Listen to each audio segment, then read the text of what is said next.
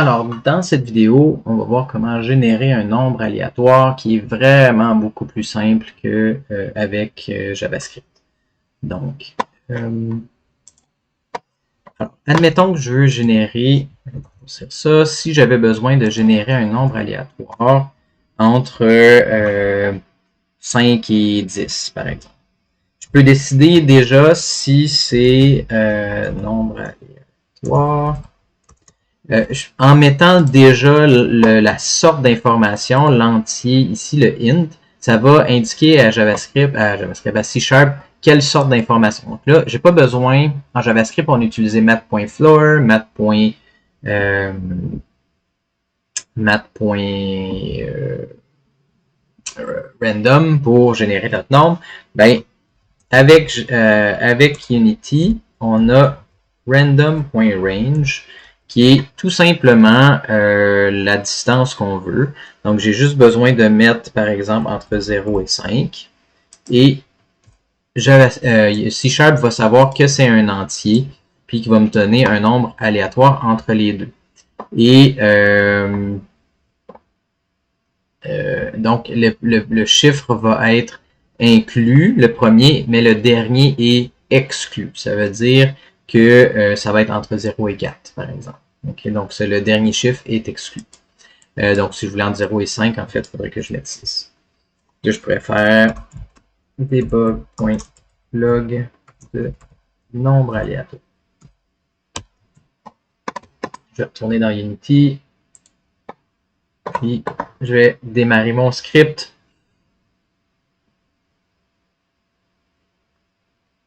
Donc là, j'ai mis ça sur n'importe quelle planète, là. Peu importe le script, l'idée c'est de voir qu'on peut déclencher, on peut générer un nombre.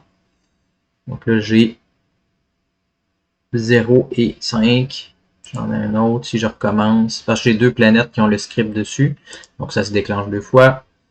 Donc on va voir, normalement, je devrais avoir autre chose que 0 et 5. 1 et 5, etc. Donc si je recommence, ça devrait être encore d'autres chiffres différents.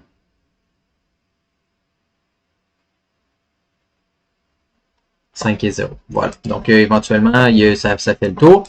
Donc, ça, si je veux un nombre aléatoire avec des entiers, si je veux un nombre à virgule, tout simplement, tout ce que j'ai à mettre, c'est mettre le petit f pour indiquer que c'est des nombres à virgule.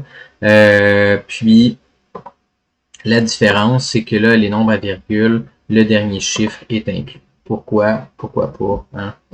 Donc, sachez que quand on utilise des floats, le dernier chiffre est inclus, mais quand on utilise des entiers, ça ne l'est pas. Donc là, maintenant, si je teste, je me teste dans Unity à la place, je suis capable d'ouvrir comme il faut mon écran.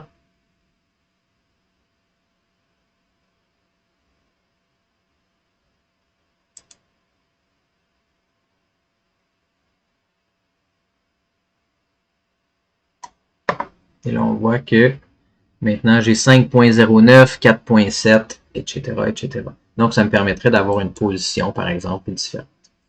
Dans quel contexte je voudrais un nombre entier, puis dans quel contexte je voudrais un nombre à virgule? Par exemple, si j'ai besoin de faire un choix, on veut faire un arbre de décision, là, j'utiliserais des entiers. Par exemple, je pourrais dire, je vais l'appeler choix, entre 0, pas de F, et 100, par exemple, ou 5, mettons. Choix. Et là, je pourrais mettre si choix, par exemple, égal à 1. Ben là, je pourrais, je sais pas, faire mon attaque 1 ou déposer une banane ou un cadeau ou un arme ou peu importe.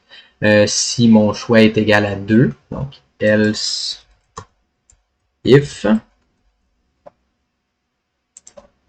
choix égal à 2, ben là tout d'un coup ça pourrait être je sais pas moi, ça pourrait être que on enlève 30 points de vie, donc une attaque hyper forte, etc., etc. Donc on l'a vu dans 1J1, mais sachez que c'est le même principe.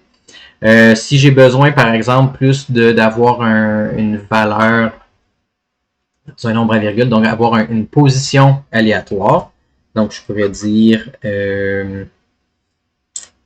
position x aléatoire est égal à random.range entre 0 et 0f, pardon, et 5f. Là, j'ai pas mis de valeur ici. L'autre. Puis, je peux faire la même. Wow! Comme ça. Je peux faire la même chose en Y. Ben, je pourrais dire, OK, transform.position est égal à new vecteur 2, position X, position Y. Puis, mon point virgule est dedans. Donc maintenant, au chargement de mon script, ce script-là n'a pas rapport, mais vous comprenez le principe. Au chargement, ben, ma position, mon objet se déplacerait quelque part entre 0 et 5 et ce ne serait pas collé à des nombres fixes. Je pourrais mettre aussi un nombre négatif, donc moins 5 et moins 5, il n'y a pas de problème, ça fonctionne aussi. Maintenant, mes planètes, ils vont se déplacer de plus ou moins 5. Donc là, je vais reculer. Quand je vais faire play, vous allez voir, elles vont se déplacer. Donc, je vais affecter une nouvelle. Boum. Là, en ce moment, elles sont très très proches. Je pourrais aussi, là en ce moment, peut-être dans le cas de ces planètes-là, je pourrais mettre moins 40 à 40, mais ça vous avez une idée là, de ce que je veux faire.